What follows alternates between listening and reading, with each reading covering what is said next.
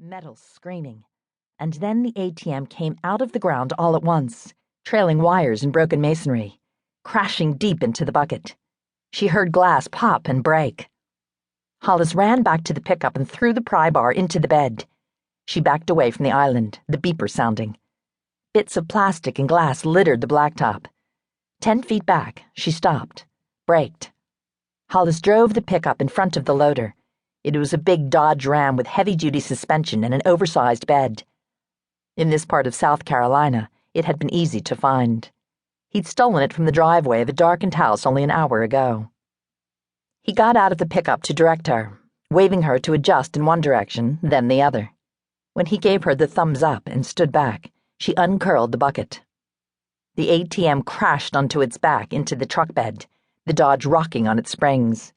She reversed again, watching the rear view to make sure she cleared the curb. She backed toward the trees to the spot she'd picked, where the loader couldn't be seen from the highway, then killed the engine. She pocketed the square ignition key. It was a universal fit for all John Deere loaders. This was the 6th time she had used it. She opened the door, climbed down into the heat. Hollis had pulled the tarp down over the ATM and was back behind the wheel of the pickup.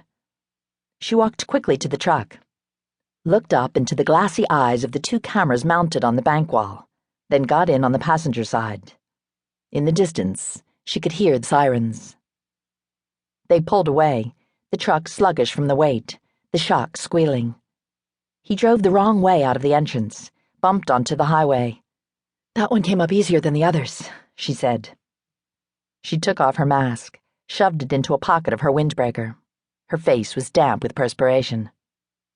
"Could have fooled me." He was watching the rear view for lights. The sirens grew louder. "Mask," she said. "Oh, shit." She reached over to steady the wheel while he pulled off his mask. "Up here," she said, "on the right." They'd rehearsed the route, but it was easy to miss the turn in the dark. He steered onto a side road that led into woods. "You can turn on the lights now," she said, "and slow down." He popped the headlights on, eased off the gas. His dark face glistened with sweat. "Don't forget that mask when we're done," she said. "DNA." "I won't." The windshield was fogging now. He leaned over the steering wheel and wiped at the glass with a gloved hand. "You don't need to do that," she said. She fiddled with the dashboard controls, turned on the defroster. The fan hummed, and the glass began to clear. In the harsh light of the headlamps, the trees on both sides of the road seemed to be reaching toward them. "This thing's built for heavy loads," he said. "Handles good, even with all this weight. Maybe we should keep it. Use it next time." "No way." They'd stolen a different pickup each time, abandoned it when they were done. "Last thing you want is to be driving around in a hot truck." "We could switch out the plates." "Forget it. Besides, there isn't going to be a next time. Not for me." He looked at her. "What do you mean?" "We've done this 6 times now, each time the same way. How long before they start staking out construction sites close to banks, or disabling front-end loaders?" "But we've moved around. 3 different states." "Doesn't matter," she said. "It's only a matter of time. It was a good gig, but we played it out. Time to walk away." Hate to hear you say that." They were on a hill now. The ATM slid in the bed, thumped one of the walls. He shifted into low gear. She heard the far-off rumble of thunder. "You and Rory want to keep working it. I'll teach you how to run a loader," she said. "It's not hard, and you've got the key. But my advice is to move on. We've all made enough from this anyway."